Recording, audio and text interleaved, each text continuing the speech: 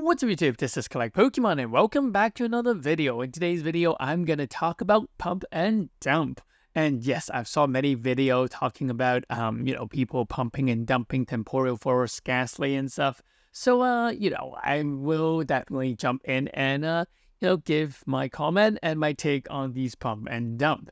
Hit the like button, hit the subscribe button, and if you want more of these videos, let me know in the comment section, what kind of topics do you want me to talk about?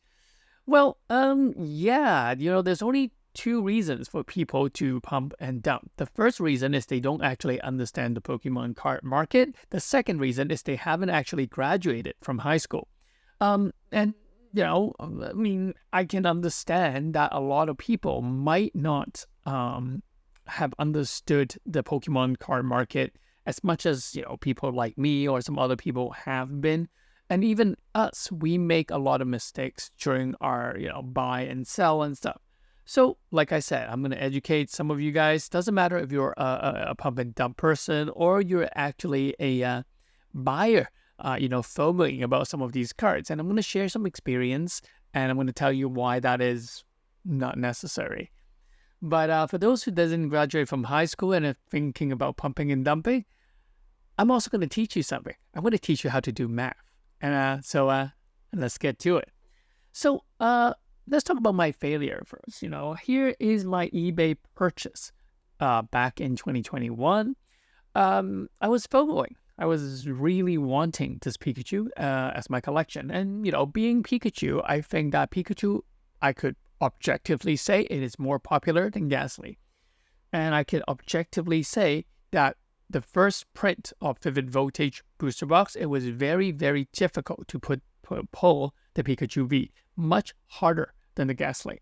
And the quality of the print was much worse. And, a lot of people is using this argument saying like, oh my God, Gastly PSA 10 is worth this much money. Well, I had the same rationale. I thought Pikachu V is worth this much money. So what did I do? I went on eBay, I found the lowest listing, and I bought it. I didn't just buy one. I didn't just buy one, bought one. I bought like 3 or 4 at around $600 US dollar PSA 10 for a piece of Pikachu V. And what did Pokemon do? They reprinted and printed and printed more with improved quality. And so what happened to the price of this really difficult to pull Pikachu right now? Let's take a look. Yeah, it went down to $46. Went from $650, which I paid for, to $46. So first thing first, don't buy the PSA 10. Don't buy it now. Don't do it. The price will drop. I can guarantee that the price will drop. So I wouldn't buy it. I don't think any people who are FOMOing should buy it. If Pikachu V can drop more than 90%, what does that say about Gastly PSA 10? You guys do the math. And Vivid Voltage was in the past. It was when Pokemon didn't print as many cards. So, something for you guys to consider. Now, the second point I heard a lot of people talk about is just that, hey, collect Pokemon. What if I sell raw? I can just hype it all up. I can buy it all up because, people are going to buy it raw. Yeah, that's it.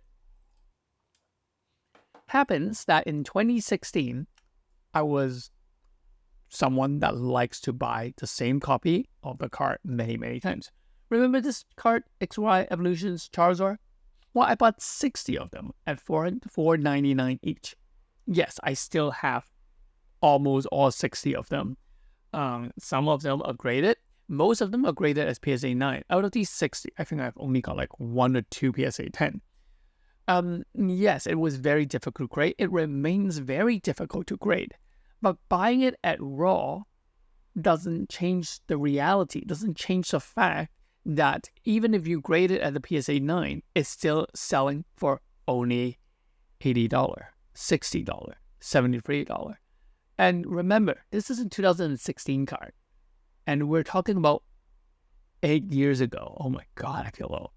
So, which dumb person other than a collector, I'm calling myself a collector here, would hold on to multiple copies of this card thinking that it'll go up in the future. I mean, yes, it did go up to a certain time. There was a time when XY Evolution, exploded, and I was able to actually trade a PSA 9 of this card with an entire sealed booster box of Evolution. But the entire box of Evolution is doing quite well. I mean, it's still sitting at around like $700 a box. So that is doing quite well. But what I'm trying to tell you is that single cards are really not worth you buying a lot of unless you really like that card. You really like an entire wall of it. And I am someone that is like that. I like an entire wall of Charizard. I like an entire wall of PSA 10 Altaria, CHR. So that's just me. But, if you're thinking about investing, making money from this, don't be dumb. Go to school, learn some math, and actually get like a real job.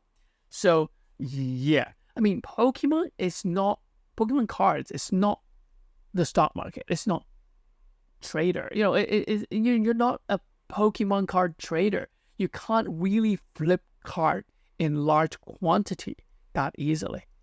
This is not enough people in the market to simply buy up these cards in large quantity. They're not like shares or stocks or even Bitcoin.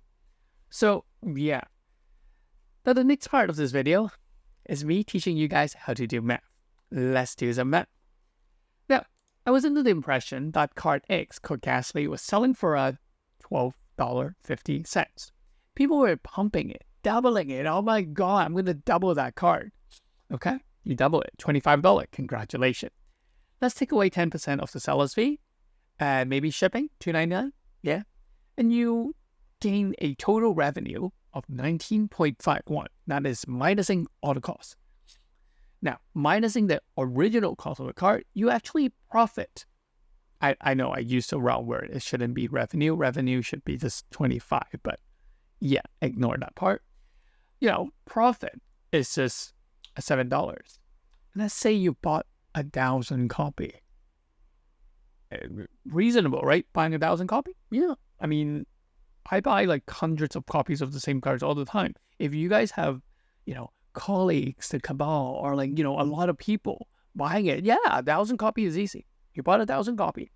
Congratulations, you profited $7,000. If you're lucky. Why? Because the more copies you're selling, the more the price drop. So yes, the first one you sell might be $25. It might be actually higher, $30. But as you leak more of these cards back into the market, the price will start to drop. Oh, collect Pokemon. I can dump it all at the same time. Well, can you? Look at Troll and Toad. They're buying it for $7.30 and they're only buying 23 copies. Good luck dumping 1,000 copies at the same time. It just doesn't work that way. Oh, I'm just going to post it on eBay and I'm going to list out like 1,000 copy. No, when people see that you have 1,000 copy, they're not really going to buy it. You actually have to make individual listing, which is another time cost. You have to adjust the price and, it's just really annoying. You have to do it for at least 500 times or 1,000 times. And how long would that take? I mean, you might as well go and work at McDonald's and get a better hourly rate than doing that. But yes. And the stupid thing is, here's the stupid thing. This is why I said you didn't graduate from high school. If you had the money to buy 1,000 copy, you would have bought, you would have had $12,500. $12,500. Congratulations. That's a lot of money. It's enough for you to buy, let's say, booster boxes.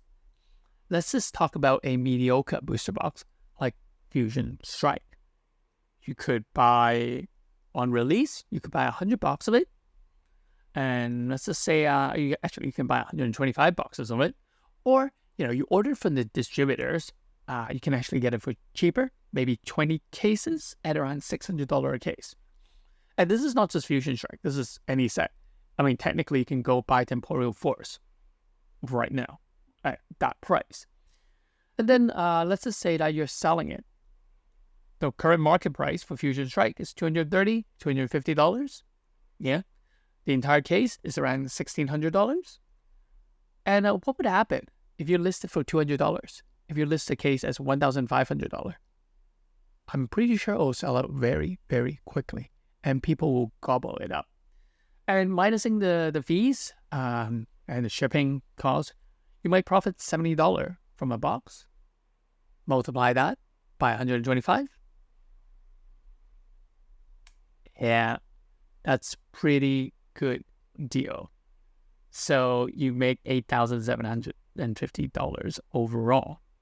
But if you kept it at a case, because you bought it at a case, you only bought 20 case, you only have to deal with 20 shipping thing instead of 125. If you bought it at a case and you're selling it for $1,500, you're profiting $650. Times that by 20, you get $13,500 as profit. Look at these two numbers, compare it with the $7,000 and the amount of work that you actually have to do, right? And, I know that I'm going to talk about a much more difficult thing for you to comprehend. It's not time, it's not money, but it's risk, okay? So yes, now you've graduated from high school, learning all this number. Now you're going to take risk management in university. Chances are the booster boxes, they'll continue to rise in price. As long as you hold on to it, it will go up in price. But for the Gasly, from $1,250, it's likely to only go down in price. So the risk of spending that $12,500 on one single current Gasly, in comparison to some sealed cases of booster box, the risk is much higher. The reward is much lower. The time cost is much higher. So what the F you guys thinking? Seriously. Anyway, that's my take of this. And really makes me laugh sometimes, thinking that people think that buying out a card is even possible. And buying a card actually causes the price to go up or whatever to really profit from it. You really don't. You really don't. You might actually profit more from buying PSA 8 and PSA 9 and regrading them, which, I'm going to talk about in my next video. But let me know in the comment section what you guys think about this video. Would you guys buy the Gasly? Don't make the same mistakes that I did. So peace. This is Collect Pokemon. I'll see you guys in the next one. Bye.